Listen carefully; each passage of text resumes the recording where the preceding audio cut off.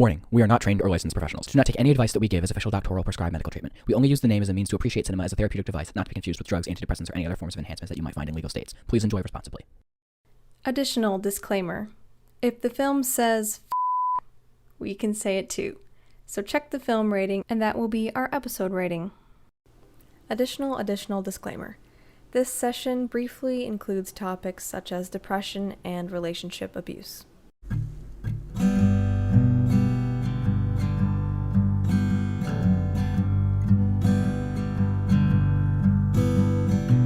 Welcome to Film Therapy.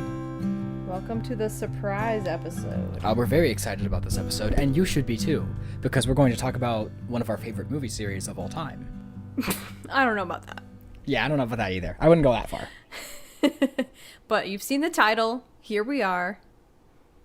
It's time. It's time to talk about... It is time. Twilight. Shh. Don't even say its name. Okay, Twilight. Guys, have you seen Twilight? Because if you haven't... You should. It's really fun to watch all 5 movies at once. Yeah, and not at once, but in order. Twice, in 2 days. In 2 days, Which is what we did. Mm-hmm. We grew up with Twilight. I did, for sure. It came out right when the books came out when I was in late elementary, middle school, which was literally the perfect time to influence my preteen brain. Which is why I probably got into a relationship that I shouldn't have later on in life. But we'll get into that later. We're going to get into some deep stuff here. And the movies came out right when I was a freshman in high school, and it was just chef's kiss. Perfect. But Incredible. Also not, because these movies send kind of a bad message to preteens and teenagers. But we'll also get into that later, too. Mm-hmm. But I remember, because when these movies came out, I was old enough to see them, but I was young enough to still be like I'd still check into and watch. I'd still watch Nickelodeon a lot of it, like mostly SpongeBob. But like they had I remember one year they had like the Kids' Choice Awards, that they have every year, and like for the books they had like Diary of a Wimpy Kid, and then a couple other ones, and then they had Twilight. And I remember like I was watching the Kids' Choice Awards with my mom, and her response was, I don't think Twilight's really for kids. I think you should be older when you read that. And then I looked at her and I was like, oh, okay, why? And then she's like, well, because of reasons. And I'm like, okay. Now that I'm older, I'm like, oh yeah, it's totally not a kid's thing. Like, no way. I would say if you're age 12 and up, you could probably read it. Maybe 11. Mm-hmm. That's when I read it, I think. Maybe I was a little younger than that. It's not like, Harry Potter where you can read to your kids at like age 4 or 5 or whatever, but it's a little more mature than that, especially with the whole, killing and blood sucking and abusive relationships. The toxicity, yeah. Yeah. So you have read Twilight. And that's it. I always want to read the other ones, and I haven't yet. And after watching the movies again, just like last time, I plan to read the other books. So if I do read the other books all the way up to Midnight Sun, I will talk about it on the podcast. But that might not be for a little bit. But I do intend to track them all down and read them all. And I'll reread Twilight just so I have it in my brain when I read. Good idea. Yeah. It would be very weird to start with New Moon again, rereading, I feel like. Because I read Twilight, the first one, I think it was in junior high. I read the first book, and then I was gonna read New Moon, and then school happened, so I couldn't.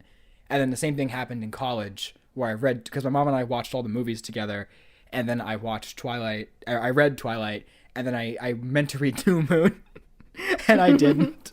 So this time, if I read Twilight again, I will read New Moon and Eclipse and Breaking Dawn and Midnight Sun and the short story about Bree Tanner. I'll read all that. There's also Life and Death. Have you heard of that one?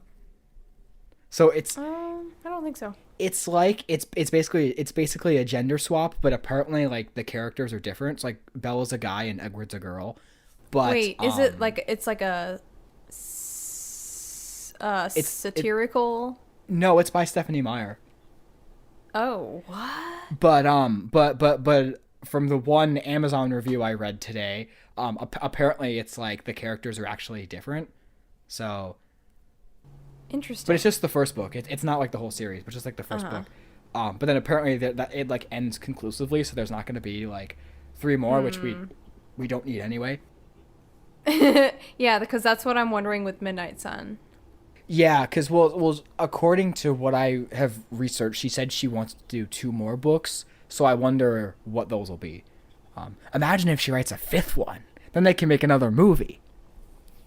Oh no no no no no no no no no no. Well, yeah, because Midnight Sun, is Twilight from Edward's perspective. For those of you who don't know, Which sounds fascinating. I think I might buy it, or at least do the audiobook. I don't know. I can't really get into audiobooks. I tried Audible last week and it didn't really work for me.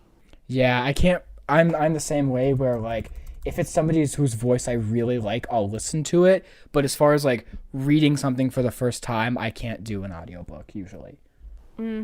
Yeah, it's kind of weird. Let's see. Who reads the audiobook? Is it Robert Pattinson?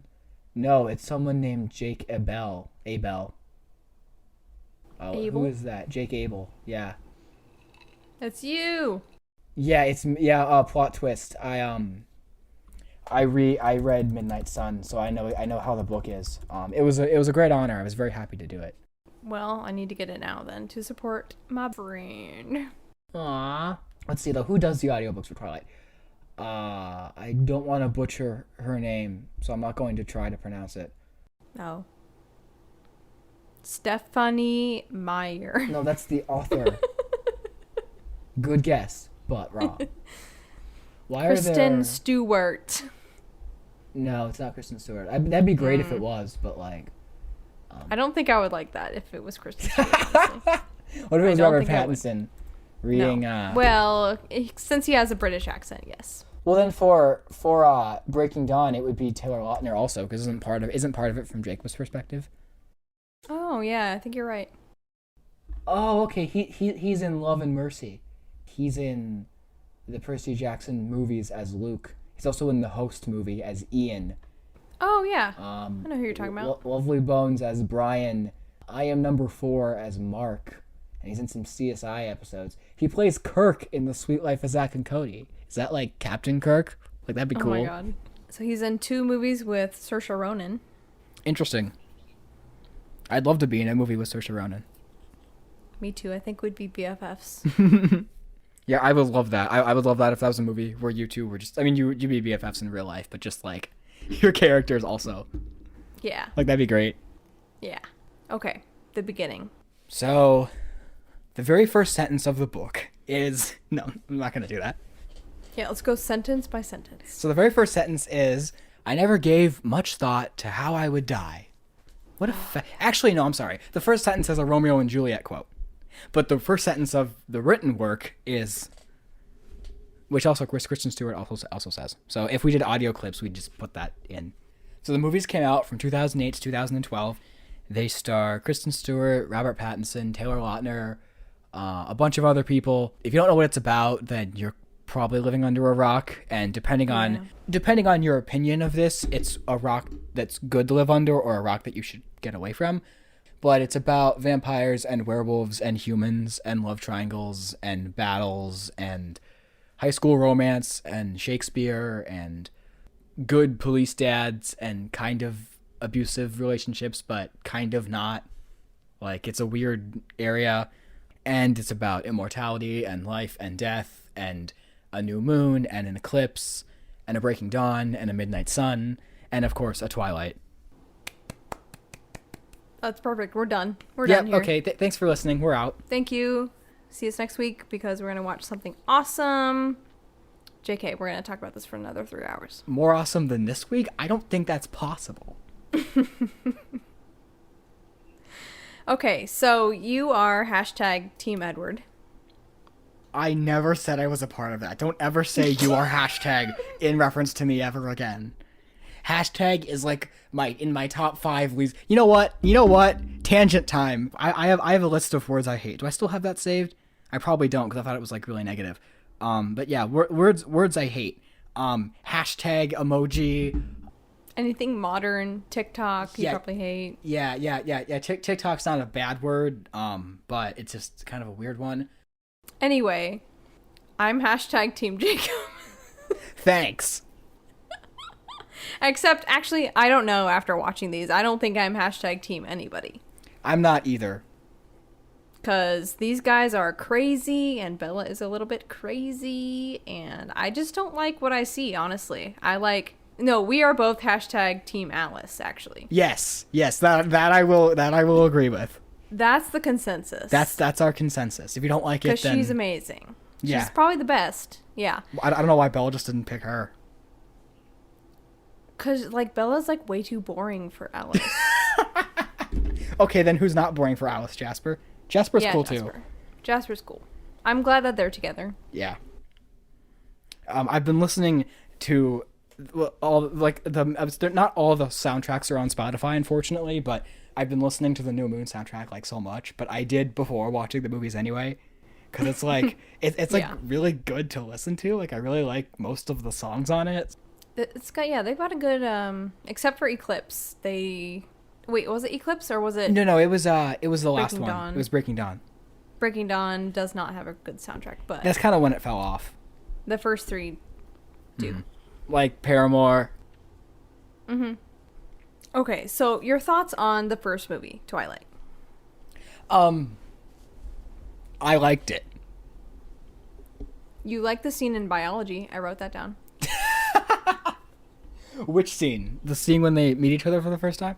Yeah. Yeah, I do. I like that scene. When they win the golden onion. Oh my god, I forgot about... Of course, the golden onion is the centerpiece that holds all of this together. I totally forgot. No, I do like that scene. I think the reason why I don't really see that scene as bad acting is because, they're meeting for the first time and they're really awkward and kind of adorable, and that's just the vibe I get is because it's that kind of awkward second interaction, I guess, third technically, but their first real conversation, and I don't mind it. I enjoy it. Okay. I will respectfully disagree. That's a rarity. We usually agree. I know. Or when we disagree, we throw punches. Yeah. So why do you like this first Twilight movie? Are you asking me to start a conversation, or are you asking me because you can't understand why I like it? No, I'm just wondering. I don't know. I kind of like all of them for the same reason, in that depending on how acting is in movies, I really if acting is stilted, it doesn't, in some ways it doesn't bother me. I can look past it, even though if an actor or actress is kind of weirdly working their way through the material and it's not quite as authentic, you can tell, but for me, I can kind of look past that. It's when somebody is just completely flat and monotone and has absolutely no emotion in any sort of way that I'm just okay, this is really bad. So for this movie, that doesn't quite feel that way to me. But also, what do I know about acting? Well, you know a bit about acting, and I think we know that these actors have talent. Yes. They have shown us their talent over the past 10 years, mm-hmm. and I think a lot of this bad acting, quotes, comes from the direction in the first Twilight movie. Mm-hmm.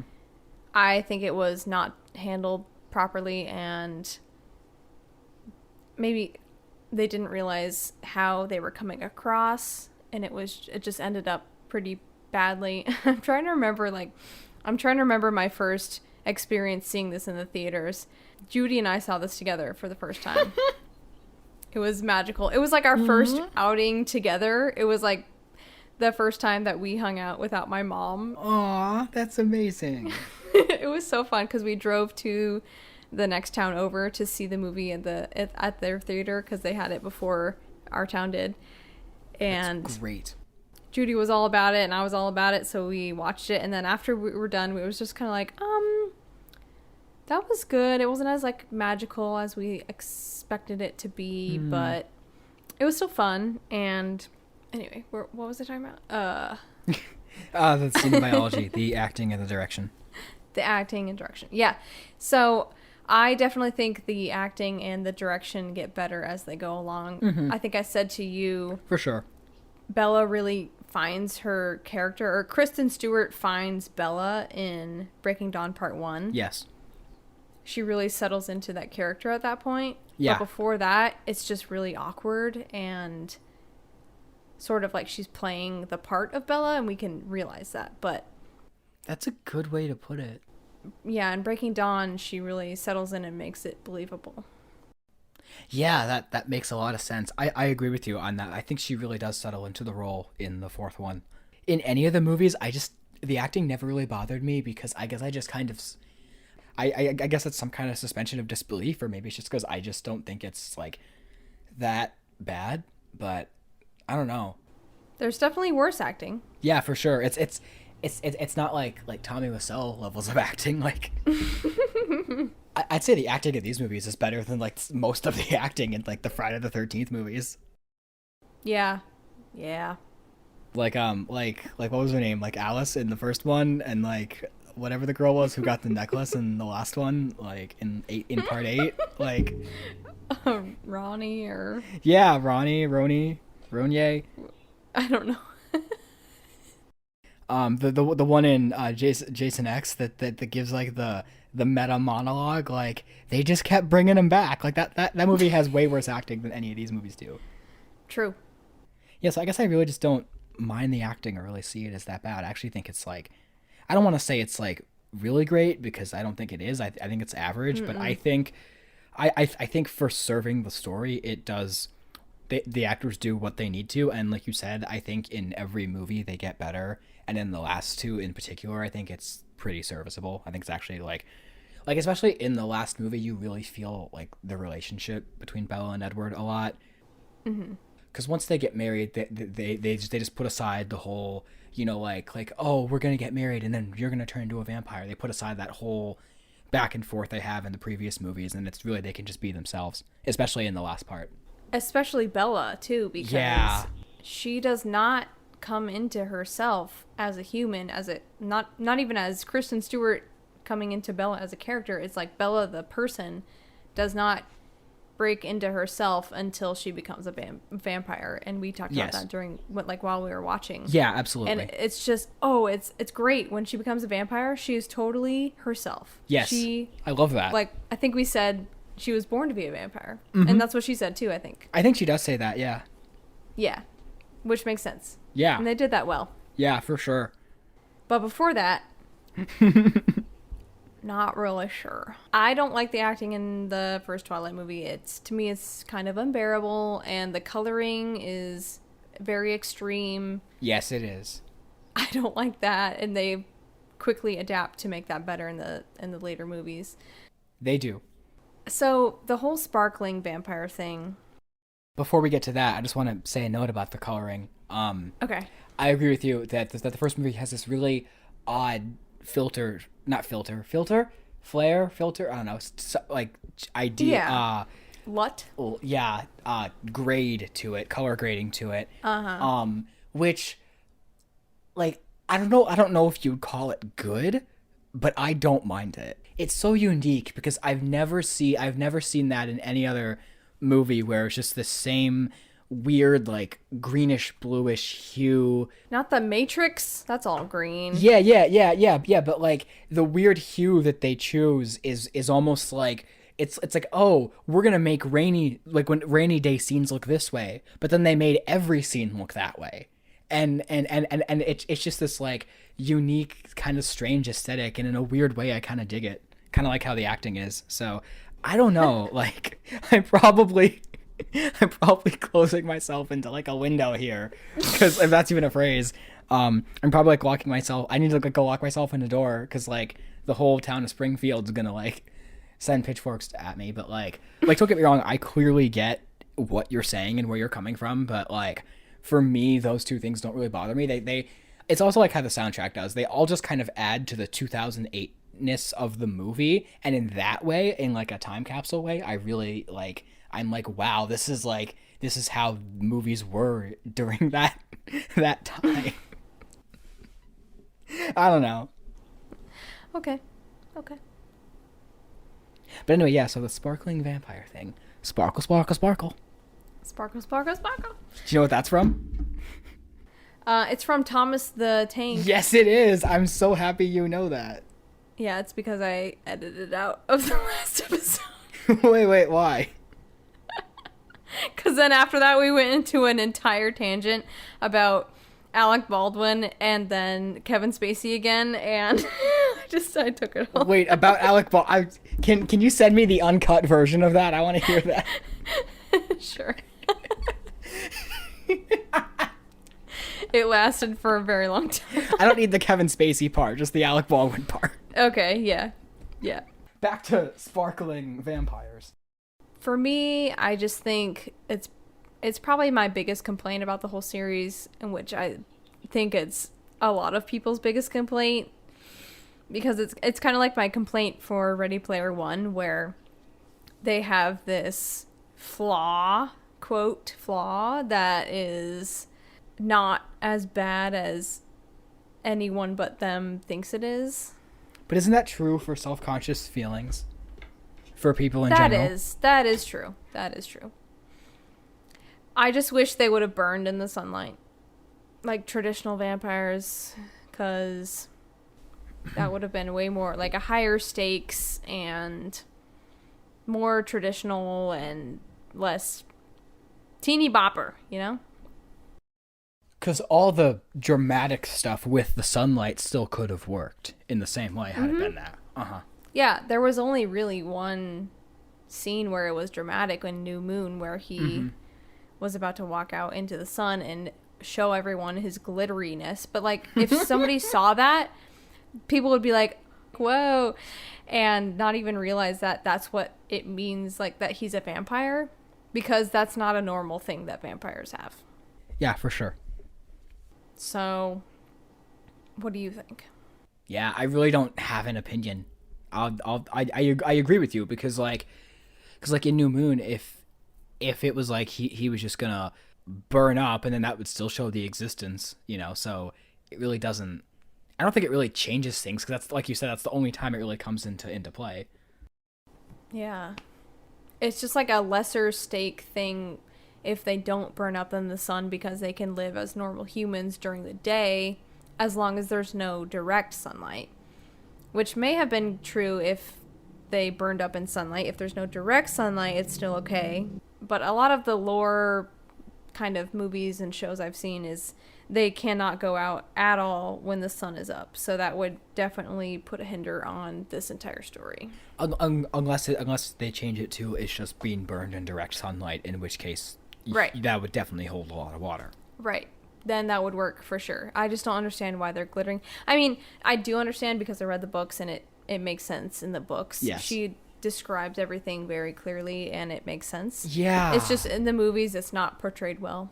When you see it in the movie, you don't even really know what it's supposed to be, because in the book I think it's like there's a couple paragraphs where Bella's like, oh, it looks like there's a bunch, like, his skin is like glittering with diamonds, and it's like the most beautiful thing I've ever seen. And then like in the movie, it's just like, oh, he's sparkling. Okay. He's like kind of sweaty. He's glistening a little bit. He's got too much highlighter on. Yeah. But in the book, they describe how he feels to Bella's touch, and how his temperature is, and how like there's a lot of references more to marble. And yes. Like, I really got a sense of how vampires feel through the book. Yeah. Which was not portrayed well in the movie. So I think that's more of an adaptation thing, but you're definitely right. Like, so one thing I wanted to touch on is that every movie, breaking down, counting as one here, has a different director, but it all has the same screenwriter. And her name is Melissa something. Something? Let me see. Rosenberg, I think so. Let me double check. Yes, Melissa Rosenberg. The first movie is the only one directed by a female, Catherine Hardwicke, who also directed other movies. And then we have New Moon, directed by Chris Weitz, who also directed... He's one of the writers on Rogue One. So more Star Wars for you. Eclipse is directed by David Slade, who also directed. I think there was 30 Days of talk Night. that Drew Barrymore was going to do Eclipse. That would have been awesome. But I don't remember where I heard that. And then Bill Condon directed The Breaking Dawn. He also directed Dreamgirls and was a writer on Chicago. So, Okay. which I haven't seen either of those, but I've heard they're good. So, They're good. Interesting, though, they're both, like, musical types, and then he goes to do, like, Breaking Dawn. yeah, like a 4-hour romantic teenage movie. Well, I guess they're not. They're graduated from high school in that one. They're getting married, so. But still teenage. Still teenage. They aimed at teenagers. I really do like the cinematography in these movies, even though I mean it's nothing groundbreaking. It's nothing like even though the award ceremonies aren't. I don't count them as, you know. I mean, if I ever win an Oscar, that'd be amazing. But like I've said numerous times, I don't hold them in high regard. But I do really like the cinematography in these movies. I think they get the job done, and I think there is actually some really beautiful shots in them. But I didn't write any of them down, so I don't know. Like when they go on their honeymoon, like when you see like them, it's Bella's dream, but when they're playing chess and they're like on the beach, that just looks really great. Like the water and the sand and the composition of like where the chessboard is and everything. Yeah, it's pretty. So Robert Pattinson as Edward, and Jeffrey in Blue Velvet. After watching these movies, do you still agree on your statement that he watched Blue Velvet and took some inspiration from Kyle?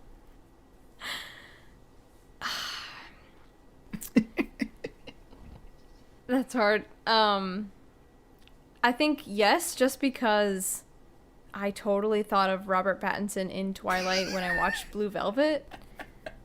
I don't know if that's a good thing. I don't think it is. Why not? But it worked well for Kyle in Blue Velvet. Mm-hmm. So Robert grows into his character over the course of the movies, like we've said. Yes. But I think his weird mysteriousness in Twilight, it works on some level.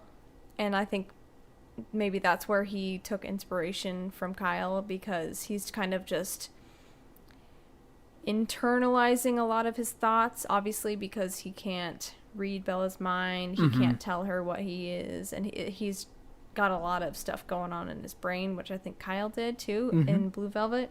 With Laura Dern, especially. Yeah. Because he can't tell her about, Isabella. Not Bella Swan, Isabella Rossellini. Yeah, right. Interesting. I think he probably took inspiration from him because the way he talks is just so similar in the first movie. Something else we talked about. This is a public service announcement. Monkey is not a sexual word. Yes, it's not.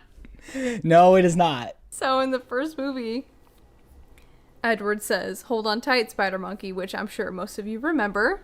It's a spider monkey like in Spy Kids 2.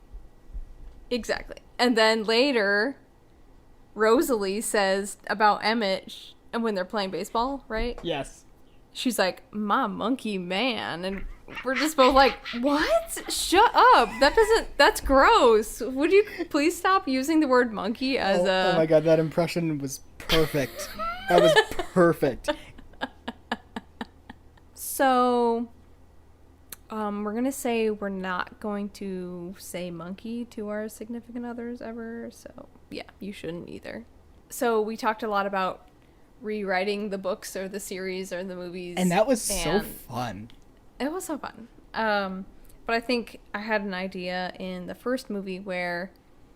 Okay, because I felt like everything happened very fast. It does. She finds out that Edward is a vampire really fast. They fall in love really fast. And... Do you think that's an adaptation thing, or do you think that's true in the book also? Because the book's pretty long. All the books are like 500-600 pages. I think that's an adaptation thing. Yeah, okay. So I wrote down maybe instead of Edward telling Bella that he's a vampire just by his own accord, maybe James finds out about Bella and he's coming after her before this all happens. And then Edward has to tell Bella. Oh. Because that's kind of more of like a stakes and hopes and... Hope and fear. Hope and fear type thing. So how would James find out about Bella? Just like he sees Edward with her one day? Like there's some way that connects? Yeah. Oh, I think there would be plenty of options. Yeah, okay. I think, yeah, he could see them at their field trip. He could see them Yeah. When at a coffee shop. like that scene when they were sitting together, like after he saves her from that group of disgusting humans, he could see them then Yeah. because they're in. She goes up to Seattle or whatever, Uh-huh. and that's where the killings were at. Yeah. So there you go.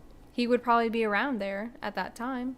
Well, how we did the outline for the Lucy trilogy, we should do one for our Twilight rewrite, where like, yeah, and then you said like even if they waited till like the second one to find out that she finds out Edward's a vampire, but then you're like, what would the story of the first one be then? Yeah, no, I kind of regret saying that. I think she definitely has to find out in the first one to keep us going. For sure. But I don't know. For me, it just feels like it's too fast. But obviously, you know, that's going to happen in a book to movie adaptation. Mm-hmm.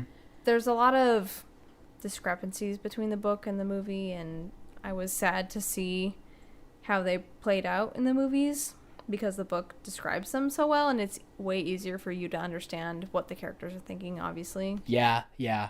Me only having read one book, agreeing with you.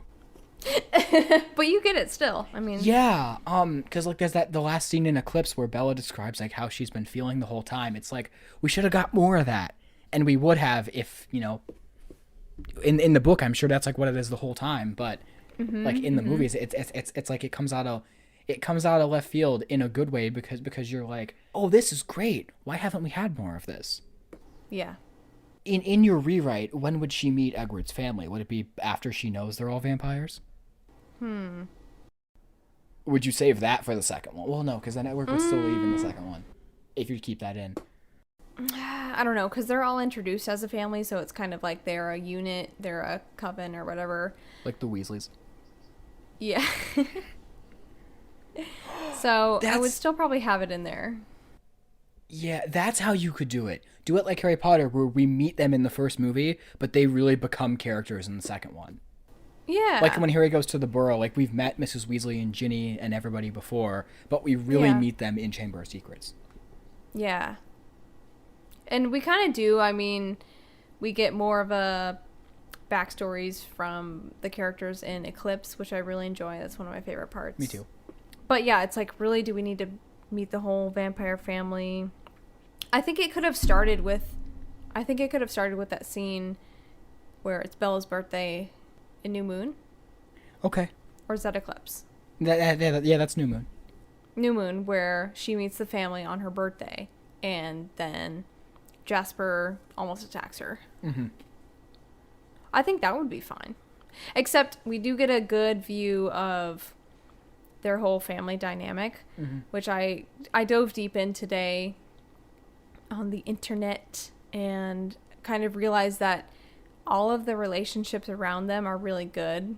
Carlisle and Esme, they are like super tight, super loving. They love each other. They've been loving each other for 100 years. Yeah. Same with Rosalie and Emmett and Jasper and Alice. They're both like, they're all such good role models for relationships. Yes. And so we assume that Edward and Bella are going to be the same, but it's Edward, I think, is way harder to have a relationship with. And they go on to say that in some of the backstory stuff where Carlisle turned Rosalie to maybe be a potential mate for Edward, and then he didn't like her, and then Tanya from the Alaska coven she liked him and he didn't like her, and he just kind of like Was moody. was that in the movie too, or just the book? I don't remember that. I think it's just in the lore in the book. Because I remember that with Rosalie for sure. It's in Midnight Sun. Oh, okay. I am intrigued to read Midnight Sun even more now. Please finish your thought. Go ahead. Well, we expect the same out of Edward and Bella, but we don't really see that happening. Because Rosalie and Emmett totally just clicked right off the bat. Rosalie said, "Here, turn this guy," to Carlisle, and he did, and then they were magically soulmates. And Alice and Jasper I kind of get, because Alice has her gift of the sight, and she saw Jasper coming, so she went to go find him, and then they both found the Cullens, so she just like knows her destiny right off the bat and just follows it. So Yeah. that's fine. But then Carlisle and Esme have a sweet love story too. This is the deep rabbit hole I went into today. I don't blame you. I went into all the backstories of all the Cullens. I love that, though. It was fun. So Esme broke her leg when she was young, and Carlisle treated her. And then they were separated for maybe 20 years, and then... Oh, God, no. Oh, you mean Esme, she was, like, really young? She was, like, a girl, yeah.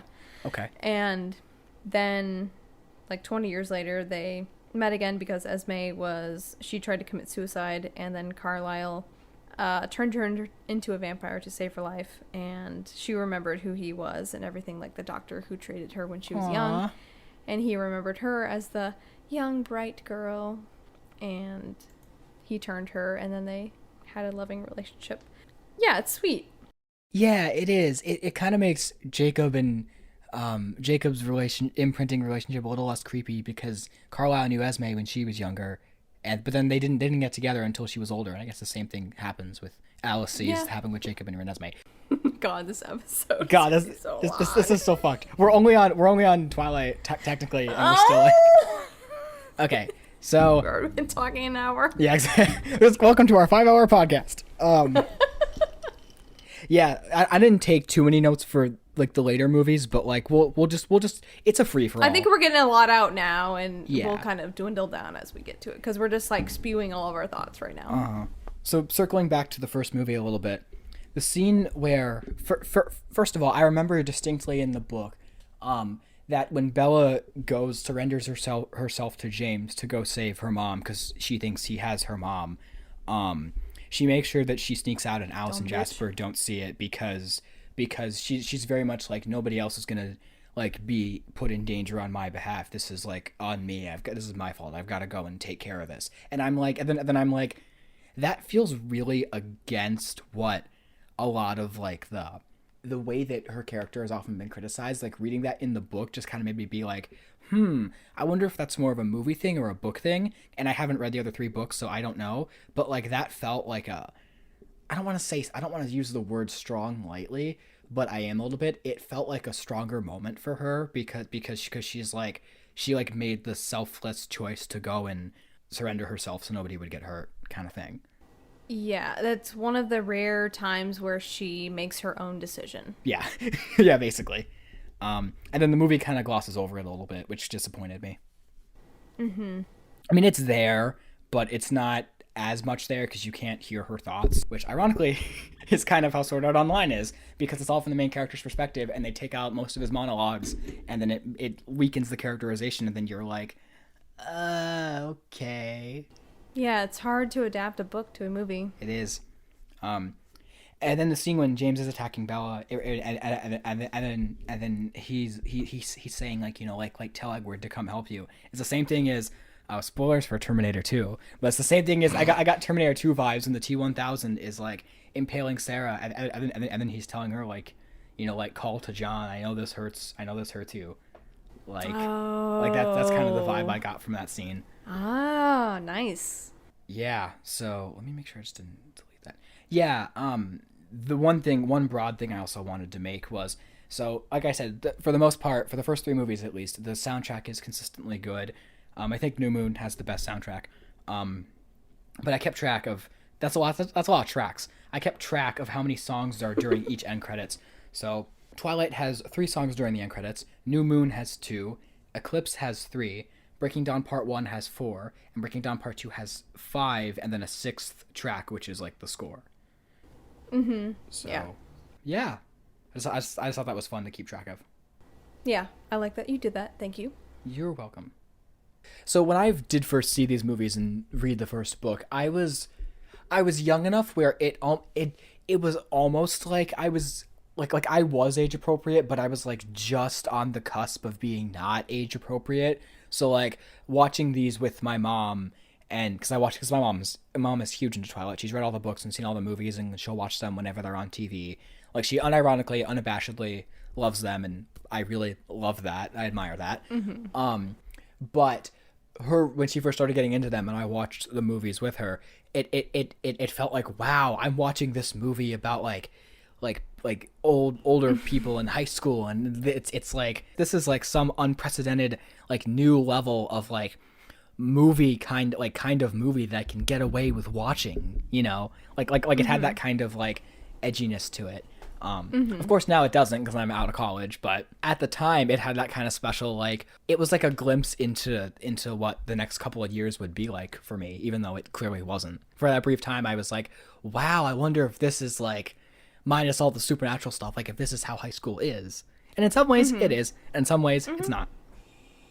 Especially because it takes place in a small town. You grew up in a small town.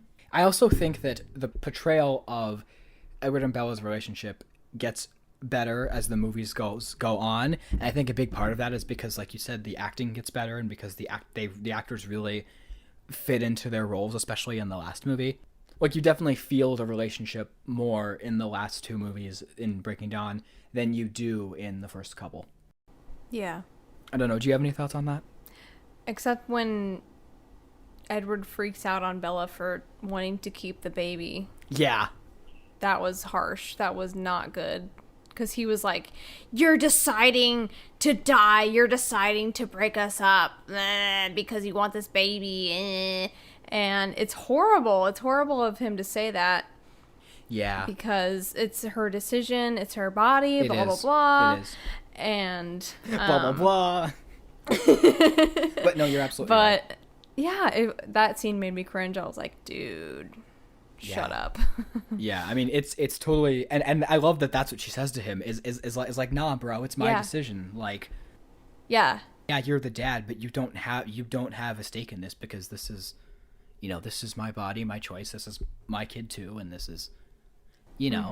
And thankfully she had Rosalie to help her be on her side and everything. I love that. I love how they bond like that. I do too. Yeah, that was a good part of that whole relationship character arc. Yes, was them bonding over that, for sure. Except I feel bad for Rosalie because Renesmee was only an infant for, like, I don't know, a few weeks. And she probably wanted it to be a baby forever. Jacob didn't. Yeah, true. Speaking of Jacob, so New Moon came out in 2009. I already gave the directing and screenwriting credits. Right away, the cinematography is better. Right away. The coloring is better. The acting is even a little bit better. Just by a little bit. It's a bad film in, like, terms of filmmaking stories. There's no, structure to it in terms of film. Well, the first movie's that way too. Yeah, the first movie and the second movie and Breaking Dawn Part 1 are like that. It's just kind of like things happen. Yeah. But we're into it because we we love the characters. Yes. Sadly. Breaking Dawn is actually like not, and I mean this in a good way, because I say this in a bad way sometimes. That feels like a whole season worth of TV, that much plot, but it somehow doesn't feel overstuffed. But it feels like you go through that much of a journey, even in just like part 1 alone. In Breaking Dawn, yeah. Yeah. Yeah, I remember at the end we were like, wow, that was a lot. But it's like one of the shortest ones. Uh-huh. Well, I guess if you count them together, it's the longest, but it doesn't matter. So New Moon also is the longest movie. And I haven't seen the extended cuts of New Moon, Eclipse, or Breaking Dawn Part 1, even though I would like to. I wonder what they put back in. Yeah. But either way, it's still the longest movie. So that criticism, I think, totally stands. It's interesting because then there's movies that's like, you have like the Before trilogy or Lost in Translation or Garden State, where it's like there isn't really a plot, it's just more about the developing of the relationships. And this movie has that too, but I'm like, why it has that feeling in a way where, like, from that angle you can see how it could work, and as a book it definitely works better. But then as a movie you're like, okay, because something big drastic happens at the end of both of the first two, it makes the first two, like, you have to do one or the other. I don't think you can really do both. You can't have a slice of life story and then a big dramatic climax, because if it's slice of life, keep the climax like a lower key, chill, relaxed, like dramatic climax, not like a overblown action, we have to go do this kind of thing. And I feel like book-wise that makes more sense, because when you have like 500-600 pages, you can do that. But in a 2-hour movie, it really doesn't. It's like the first 2/3 are one thing and the last third is something else. Exactly. You hit the nail on the head there. Thanks. And I think that's why the movies start to get really good with Eclipse, because Eclipse is just like rising action the entire time, and so is Breaking Dawn Part 2. Right, exactly. Which is why they're the best ones, I think. Yeah. But yeah, so in New Moon, so we'll get the big thing out of the way first. What do you think of Bella and Jacob's friendship in New Moon? And if you want to break it up before he becomes a werewolf, you can do that too. All right. So, I like Jacob because he is fun. He knows how to engage with Bella. They've known each other for a long time. It's a sweet relationship that they have. They have a strong friendship, which I believe can be the basis of good romantic relationships. And for them, I think it is. The thing about the movies that people don't like is that she leads him on, which I agree with. But in the books, I'm sorry, I'm going to keep going back to the books because we just get so much more from them. And in the books, I totally understand why she feels this way toward him and why she can love both of them at the same time, which doesn't really come across in Eclipse. It comes across as she's leading Jacob on to get what she wants, and she's really just going to be with Edward. Yes. But yes, it does. in the books, it really is a battle of who she loves most. Yes. So I appreciate that. Yeah. Yeah, that's really why. That's one of the reasons why I'm so curious to read the later books, is because, especially New Moon, because I really want to get a feel for how Stephenie Meyer writes their friendship. But I agree with everything you just said. With everything you just said. Okay. I had my notes. The first time we see them say "I love you," it was weird. I don't remember. Oh yeah. So the first time Edward and Bella say that is after her birthday party. And then he drives her home, and then they say it, and it was like super awkward. And it's like they never say it in the first movie, and then when it happened, you're like, I don't like that. Ugh. It was such a big deal if you were... So Bella was a junior in Twilight and New Moon? Maybe. I don't remember what the school year is like. No, well, in the beginning of Eclipse, they graduate, right? Yeah, and then New Moon, it's like October, November, December. So it's probably the beginning. So she's a her. senior. Yeah. Okay. Because she turns 18, so she would be a senior. Oh, yeah. It was just like... when I was in high school, it was such a big deal if a girl had a relationship with someone who was younger than her, with like a guy who was younger than her. And I felt that during the books because I had like, well, I don't know. When I was a freshman, I dated seniors. When I was a senior, I dated younger people. So it's kind of weird, because you only have so many people to choose from in high school. Especially when you come from a small school. Exactly. Yeah. I like how the werewolves, I love their mythology. That's a big part of why I like these movies, is the whole mythology behind the vampires and the werewolves. That really draws me to it. And I like how the werewolves were actually just, they look like wolves. They were just big wolves, not like a weird humanoid wolf person thing. Yeah. They were just like straight up wolves. And I think that really... Not to culturally appropriate, but I think as a Native American tribe, I think that's more realistic than something that's weird, like hybrid wolf-human thing. It's just like they turned into an animal. Like Brother Bear? Yes. It's just something that seems more realistic to me. My name's Coda. Say it with me. Coda. Duh. Oh, that movie's so good. I haven't seen that movie in a very long time, but that's the one thing I always remember. I watched it this year, or within the last year. Yeah. Yeah. So you really liked it. It sounds like.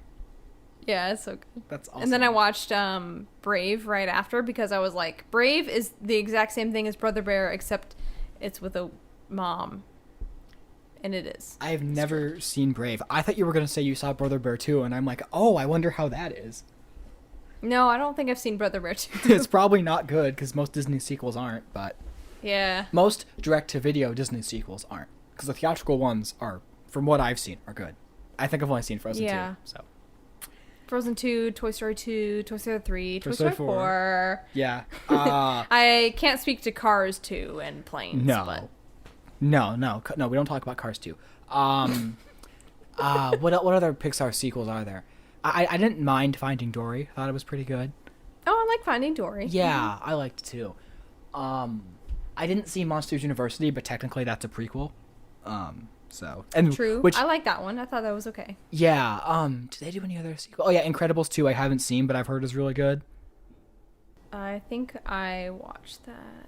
There was Wreck-It Ralph 2, which I also haven't seen. Although I haven't even seen Wreck-It Ralph. I saw it once, and the short film before it is a million times better than the movie.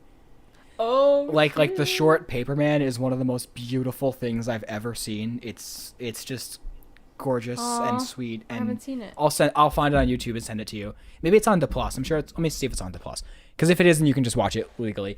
And then Wreck-It Ralph's like fine, but like Paperman is just one of the best things ever. Is that like Flat Stanley? I don't know, but I will. Yeah, it's on the Plus. It is.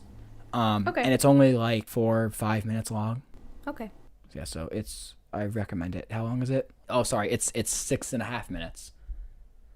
Okay. It won the Academy Award for Best Short Film. Oh. And which I know I say the awards don't matter, but in this instance it does. I mean, it's hard to say. Yeah. Anyway, back to What's it called? Paperman? Paperman, yeah. Add it to your D Plus watch list or just watch it in real time. We'll do another 4 minutes later.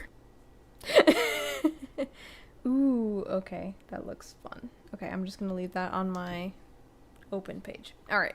When you read a book, this is true for anything. When you read a book series and you go see the movies or the series like Pretty Little Liars if it's a show or something, you have the knowledge, so you can fill in the gaps. So sometimes quote unquote flaws with it aren't as apparent to you because you're like, oh, in the book this means this. So in your head you're like, oh, they say this and it connects these two things together because you have the predetermined expanded knowledge from, having read whatever the original source material was.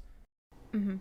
You said something about that earlier. I think it was like Bella and Jacob in the book, for like her feelings about him in the book versus in the movie, and I'm like, reading the book and then like if you watch the movie, like for better or for worse, you have that predetermined knowledge, so you can see that as a positive or a negative. It, like your knowledge of that. I mean, not you, but like right. You as a general person. Like somebody can view it as like, oh, I can add this and make the movie better, or I can feel like, man, I wish they had done it that way. Or you can feel both. I hate to do this, but it reminds me about what you said last week about Star Wars, in that there are those people who watch all of Clone Wars, all of everything, read all the books and everything, and they know that much more about the series. And I think that's it's kind of the same thing, where if you read the book and you watch the movie, you have that knowledge and you want everything from the book to be shown on the screen. Exactly. But it inherently cannot, because film and books are different media, and it's hard to please everyone. Yeah. It's hard to say because movies should be movies. Yes. But also there are so many movies that are adapted from books. Especially YA books. Yes. Especially from like 2009 to 2015. Yes. So many young adult books were...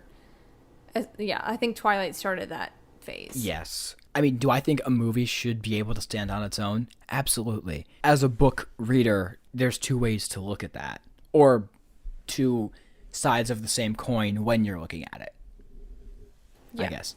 I love what you said before about how having a strong friendship that can lead to a romantic one, because I think in a lot of ways that's really a good way to do it, because then you, if it's right and if it's meant to happen, then you already know you're going to, connect deeply with that person because you already have. Yeah, it's a good way to have a good, strong basis of a relationship.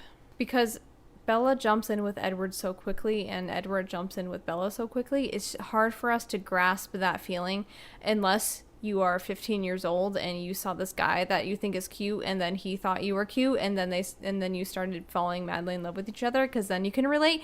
But any sane person cannot relate to that, because that is not a good way to start a relationship.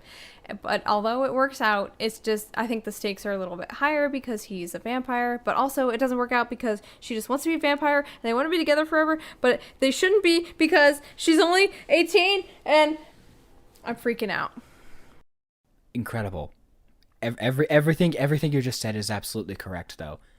Like in the Right? at the end of the That's my whole anxiety about it. at the end of the movie when he says, "Just give me 5 years," like from Eclipse, we understand, from the movies we understand her perspective of why she wants to change, but him saying give them a couple of years, like for their relationship to really grow and go through the trials and tribulations, especially since they spent the entire last movie apart. I just think that would be a better idea, like, to do. But then again, we're applying real life logic to a fantasy story, and I think that's part of it, is suspending your disbelief, but also looking at it logically. Absolutely, you know? It's hard to Separate yourself? Yeah. Separate it from fiction and reality because this movie came out when a lot of impressionable young teens, i.e. me, were growing up and showing that this relationship was okay, and this means that Edward loves you if he stalks you and he wants to know your thoughts all the time and he watches you sleep, and Yeah. that's like not okay. And I think that's why I'm Team Jacob, is because he didn't do any of that creepy stuff. Although he does act like a bad dude in the last couple movies, he does some things that are very bad. Yes. And make me not want to be Team Jacob either. Yep. Which is why I'm Team Alice. Yes. It's the best team to be on. Yeah, because he does some bad stuff too, but it really comes down to the fact that he's more fun and wants Bella to do things that she can do. He wants her to be able to live with him. Yeah, have life. Like, he even says that to her. Like with me, you wouldn't have to change it. And then I'm like, yes. Yeah, that's a really good point. Yes, exactly. I think that was a really powerful moment. Yeah. Going back to watching the Nickelodeon thing, when my mom was saying, like, you know, like, Twilight isn't for kids, like and for even like younger teenagers, was because that was like the reason, was because she's like, it shouldn't be an impressionable, like, oh, if you think your significant other's dead, you should kill yourself, like the Romeo and Juliet like misconception of impressionable young love. And your significant other like stalks you and watches you sleep without you knowing, and is in your house without you knowing, and wants to know every single who you're spending your time with and where you are at all times. And that's not healthy. You need to have communication, but you also need to have trust. You can't you can't know. I don't know if it's ever said in the movies, but it should be. You can't know where your significant other is at every single moment. You have to let them live their life too. Right. And I feel like they both do not have their separate lives. They only have life together, which is not good. Yes. Makes me cringe. Yeah, for sure. I completely agree about that. On a positive note, though, I love the opening title shots especially for New Moon and Eclipse. I love the logo and the title. That's so cool. Yes, the logo changes every movie, huh? Yeah. And the titles are always really cool. They have a cool reveal. Yes. The scene where Bella hasn't seen Jacob for a while, and he's like in the it's raining out and his hair's short, and he's like just joined the pack, and then she's like, you know, hey, why haven't I heard from you in a while? He says we can't be friends anymore, and then she says, like, look, I know I've been hurting you and it's killing me. Just maybe give me time or something. That line struck a chord with me. That's like the one moment when I'm like, it's like she knows that in a way she's leading him on, especially movie wise. But I don't know if that line's in the book, but like, I feel like that'd be something that in the book it would resonate even more, because it seems like that's more how their friendship is more like how she does really love him in that way, just not in the way she does with Edward, even though it's the same feelings, just different. Not different levels, but different kinds of the same feeling. Does that make sense? Love is complicated, yes. Love is the most complicated thing in existence. Believe me. Yeah, it is. But yeah, I get you. I think that's true. New Moon. It was a good book. Sorry to keep going back to the books. That's okay. That is that's why we're here. We're basically saying why the books are better, even though I've only read 20, not even 25% of them now. What's 1 divided by 6? I don't know. Anyway. That's okay. I mean, I haven't read Well, no, the only one I haven't read fully is Midnight Sun, but I love the scene of when Victoria is running away from all the wolves. Because first of all, the music is great, and that shot of her like facing, I forget who it is. She's facing one of the wolves down, and the camera like spins around. I thought that was really cool. mm. In a way, like they show her juxtaposed with Bella walking to the cliff, and like how it kind of illustrates how they're both feeling isolated, but obviously they're one's trying to kill the other, so they could never like like sit down and talk about their problems, but how they're both feeling isolated because one of them has, because they're like literally the same. yeah, because they're literally the same, except one of them's dead and one of them's left the other one. So like, because of they could be BFFs. Yeah, they could if she wasn't trying to kill the other one. Man, I wonder how Shame. I wonder how they would have been if Bella was a vampire from the start. But then James wouldn't have tried to track her. But anyway, that's neither here nor there. True. Anyway, I wonder if one of the books that because she said she wants to write 2 more books if I remember correctly, and I wonder if one of them could be like about Victoria or something. That'd be interesting. That would be interesting. Yeah, so one of the scenes I really do like in this movie is when she takes the motorcycles over to Bella takes the motorcycles over to Jacob's, and then they just sit. And then, because she's just been feeling depressed for months about Edward, and she's like, man, I have to go somewhere and do something. And then she goes and spends time with her friend, and she says that, you know, she keeps doing that because it helps her to feel better. In a weird way, I can't believe I'm saying this, I really felt that and kind of related to that, because when you're feeling emotions like that, where you don't feel like doing anything, and then after a while you're like, eventually you'll just want to curl up in bed and not do anything and just not even like exercise or eat or anything, and then you just want to lie there awake, not to get too dark. There comes a point you get so restless where you're like, I have to get up and I have to do something. I have to go have a human interaction with anybody. And then when you go, and if it's especially someone you're really close to and you have that kind of connection with somebody, when you go and see them, they just somehow make it so much better, like almost instantly. Not always, but a lot of the time it's just like that instant, like, wow, like why didn't I do this the whole time kind of thing. Yeah, it totally helps to have someone to talk to, even if you're not talking about your issues. Yeah. But it just helps to just talk to another human who's not a parent or a therapist or yes, just someone real, someone on an even playing field. Yeah. The last thing I wanted to say is, I don't know if you found this out during your deep dive, but so Seth is the leader of the pack, and his wife, her name is Emily. Sam. Yeah, Sam. Right? Or is it Seth? Sam is the leader. Seth is like the youngest. Seth is the young one. Yeah. Did I say Seth? I meant Sam. They both start with They both start with S. And yeah, Sam and Emily, cause she has that like scar on her face, and then they tell Bella not to look at it, and then cause it's like Sam got really angry one time and attacked her, and then I was thinking like, why is she still with him if he did something like that? And I didn't know if that was something that was. I know they talk about briefly in the movies about how I think he imprinted on her, but I don't know. But then also I'm like, if he did, then I'm sure he'd feel super guilty about it. But still, like, abuse is abuse, man. Like, I don't know. Yeah, man. I don't know. Like that just really like bothered me, because I'm just like, it's a background detail, but we don't get the full story, and there's really no resolution. It's just glossed over.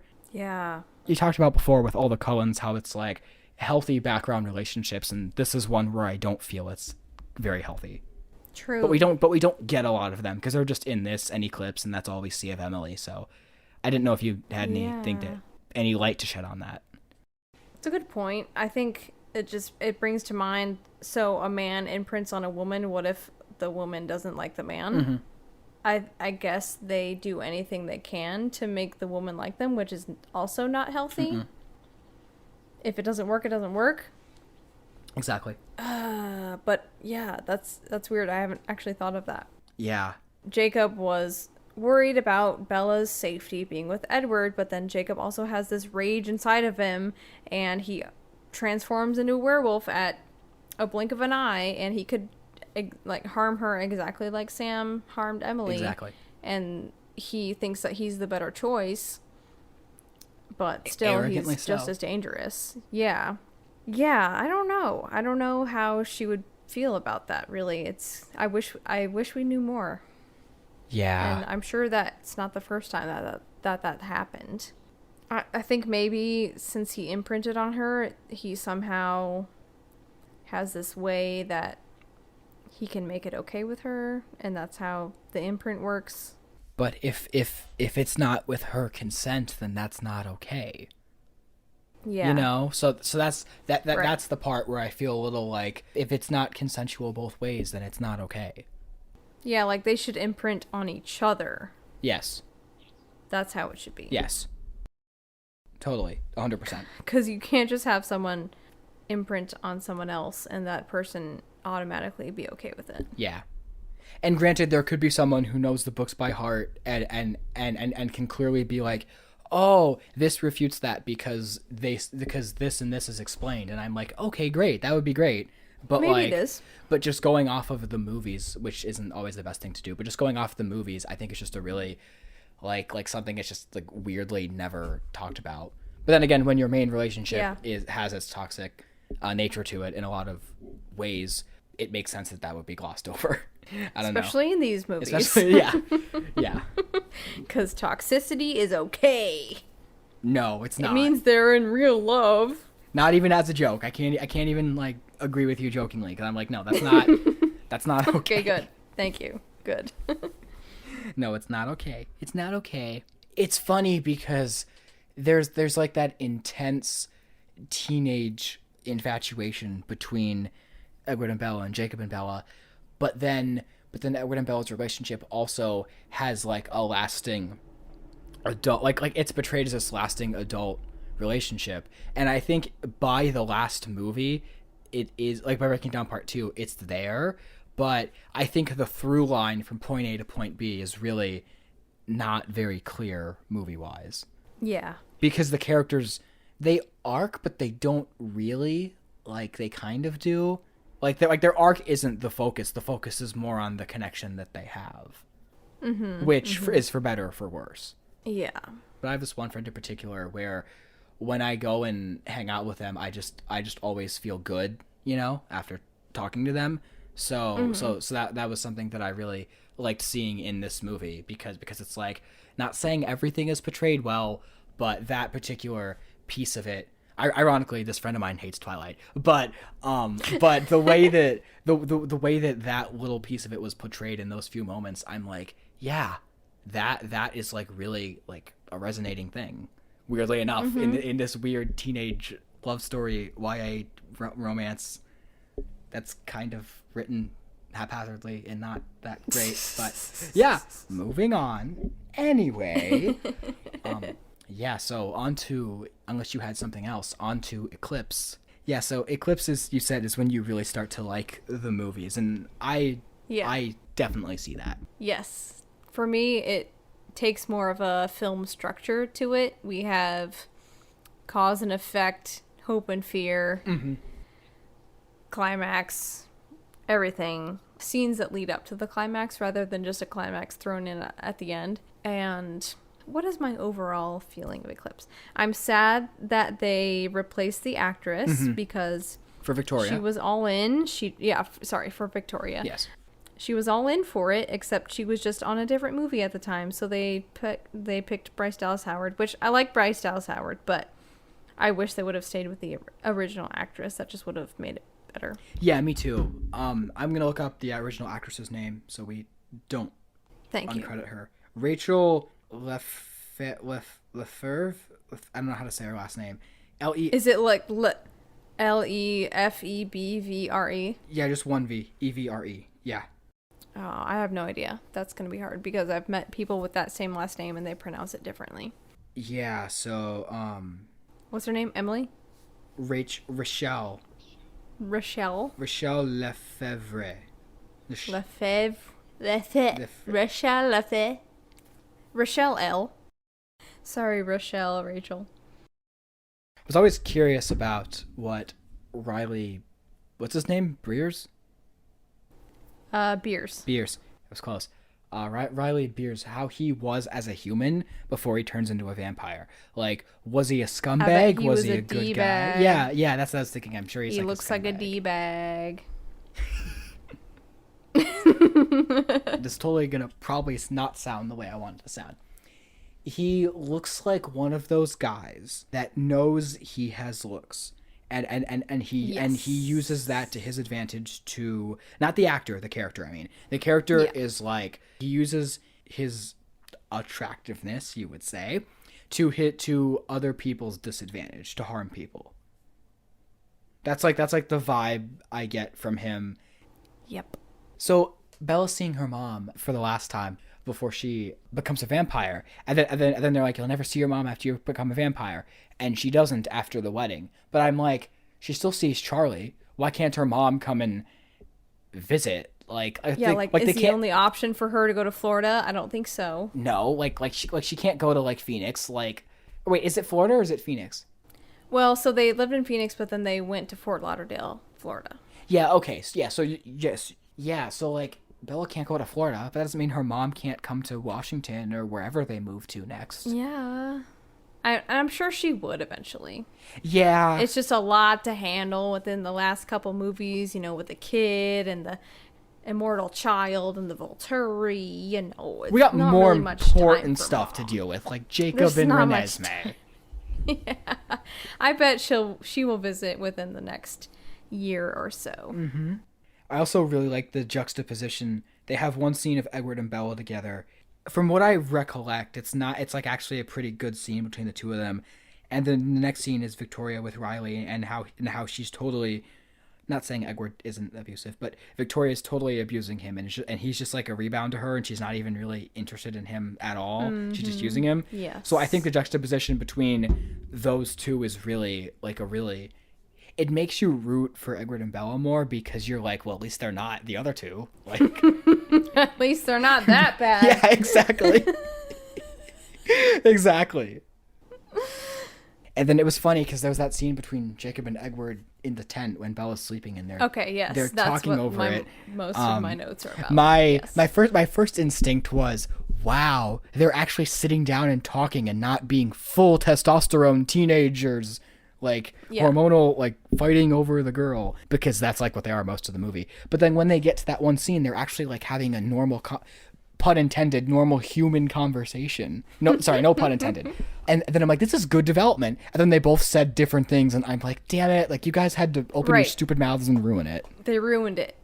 But I do like that it ties into how their relationship mends in the next two movies, especially in the last one, which I wish we'd gotten more of, but you know, it doesn't Yeah. really matter. We get the idea. We get the idea. Yeah, that whole tent scene is probably one of my favorites in the movie. Mm-hmm. Yeah, because they really connect. They talk to each other without Bella being conscious, but then they both are rude to each other in some way or another. Yes. And it's so like it contradicts everything they just talked about. Yeah. But Like, oh. but at least we get somewhere kind of. They kind of start to understand where each other is coming from. Yep. But then Bella, after that scene, right before the final fight. Yep.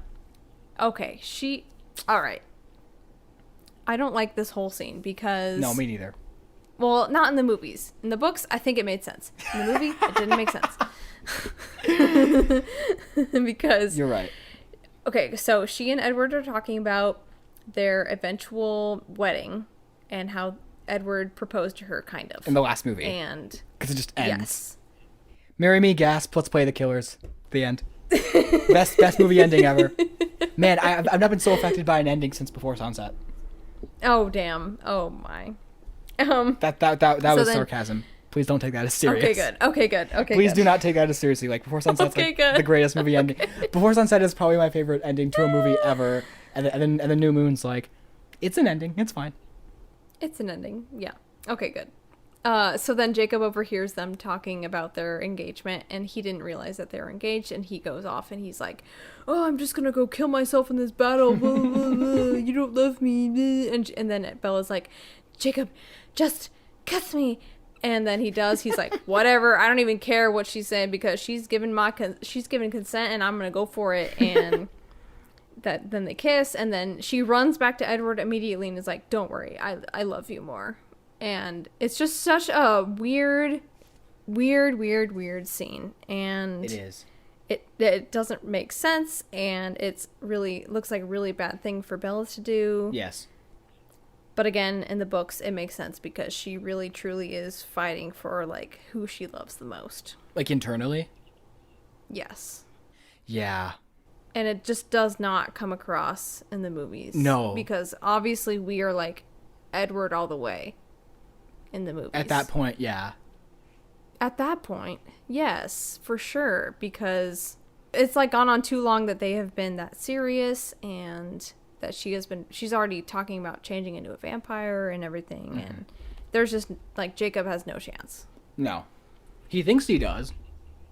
He thinks he does for some reason. Because he's an idiot. Dumb dog.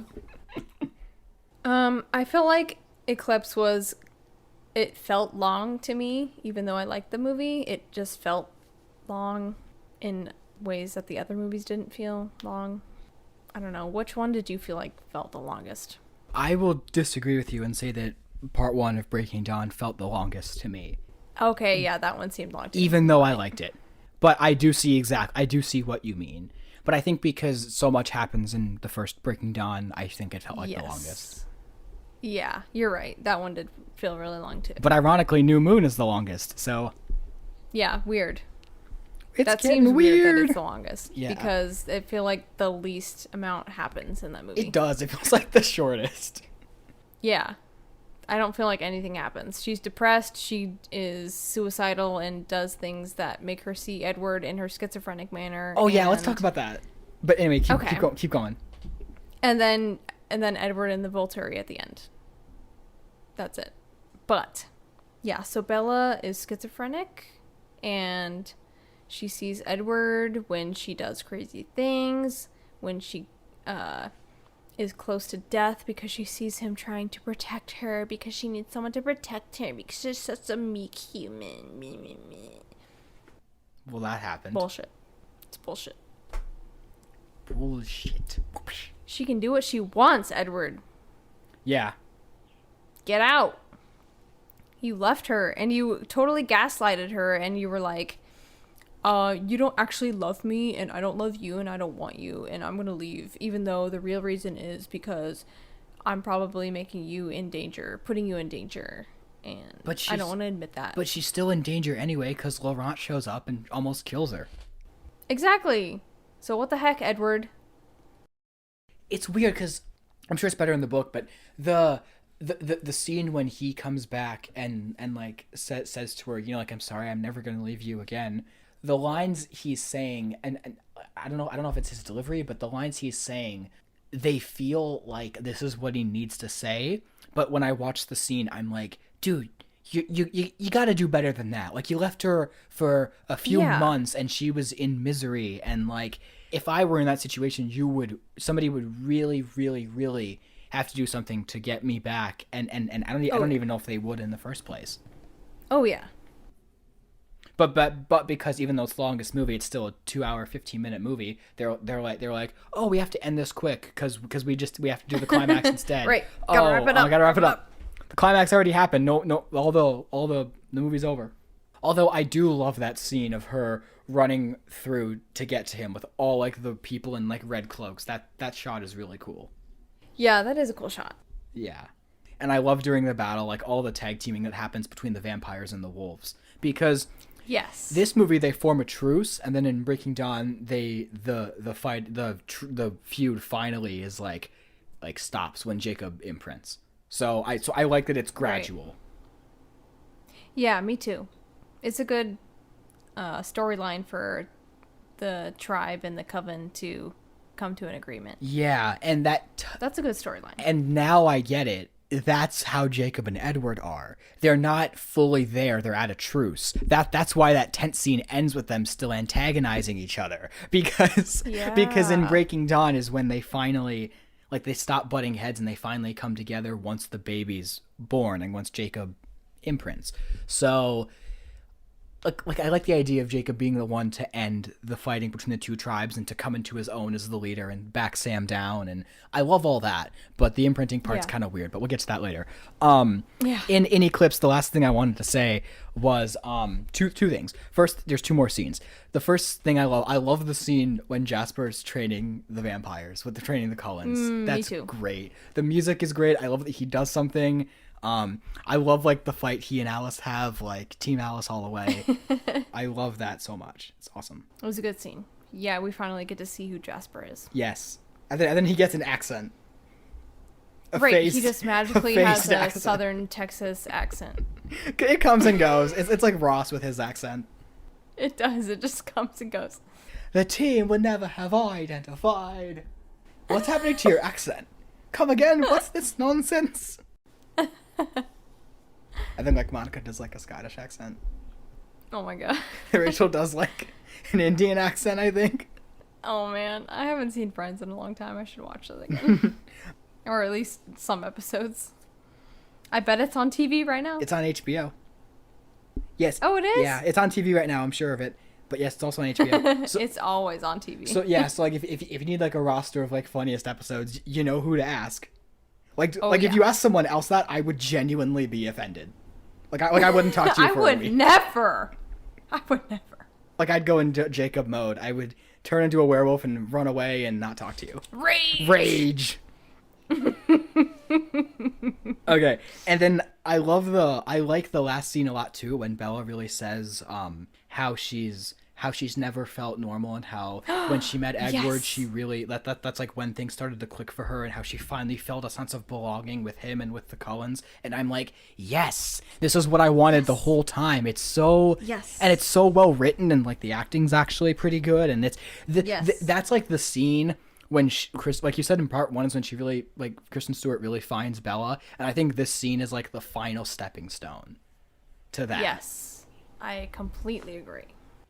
Like that scene kind of changes your whole perspective, and I think that's a big part of why the actors really become the characters in the next movie, because of moments like that, especially for Kristen Stewart. Yeah, definitely. I forgot about that, but yeah, you're right. That makes total sense, and it really is a very good scene for her. Mm-hmm. For sure. It feels like every time I watch, I know we're jumping around, but every time I watch New Moon, I like it a little more, because the first time I saw it, I wasn't like, I liked it, but I wasn't like huge on it. And then every time I watch it, I like it just a little bit more. And now I'm like, yeah, like it's not bad. I like it. Okay. Maybe because I've struggled with depression since I've watched it for the first time, and like in a weird way that might be toxic, I relate to it, but like I try to relate to it in ways that are healthy, but like I don't know. Perhaps. Because when we were watching it, like I'm like, oh shit, I like this is me, this part's me, and that part's Yeah, me. you're like, I'm Bella. and I'm like, oh no, help, I'm schizophrenic. Oh no. Is that bad? I'm Bella. That's bad. I'm schizophrenic. That's bad.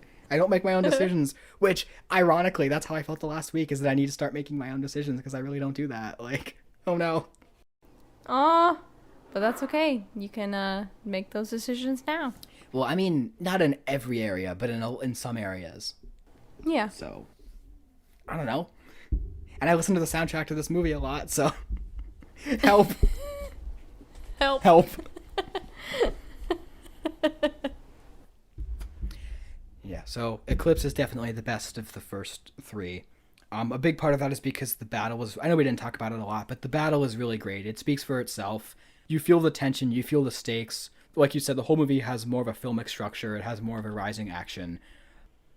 Oh, one other thing that Bella does on her own is when Edward is being attacked by Victoria and Riley, she gets the rock and cuts her arms, and they'll smell the blood, yeah. which is set up earlier with the tribe story. Except in the tribe story, the woman killed herself. It's more that the woman sacrificed herself to save her lover, and I'm like, well, Bella's actually smarter than that, because she just like does a cut like that's not lethal, and then it's still like Yeah. I don't know, like going from the woman in the story stabbed herself like in the gut. Or something. Yeah, like going from the extreme to the main character not doing the extreme is a weird like reversal, because usually it'd be like the other way around.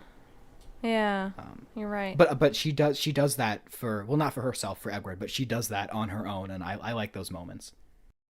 Yeah, that was a good moment. Again, whenever Bella makes her own decisions, it's great. Undeniably. Yeah. I guess it is Charlie's influence, but when she goes to see Jake for the first time and they're working on the motorcycles, that's of her own influence also. Mm-hmm. Even though it's not for a good reason, when she goes cliff diving, that's also her own choice. So, and when she goes to confront Jake, so she does have her moments. She does. I just wish she and Edward could have been their own people before deciding to be together forever and ever and ever and ever. And I think the way to do that would be to make they don't meet, or they can meet, but they don't start their relationship until later on in the story. Yeah, it's just, it doesn't make sense, I guess, because of the whole complication of things, and that's why this story is a story and blah, blah, blah, but... That's why it's not real life, hopefully. Right. Maybe it is. Maybe it is. Probably it is. Do you believe in vampires? No. But in the last year, I've had conversations about many things that I would not have believed before, and I kind of believe some things now. So, I don't know. I'm not really a believer or a skeptic with things. It varies. Like, I'm a mix of Mulder and Scully, I guess, because there's some things where I'm like, no way, and then there's things where I'm like, oh yeah, totally, and then there's things where I'm in the middle. But I guess that's being a human, I guess. I don't know. True. Which ties into Love this. that. So there Love you that. go. Love it. You love that? Thank you. Oh, I thought that was awful. Yes. Like, I genuinely No. was like, I stumbled my way through that. Like, No, that was great.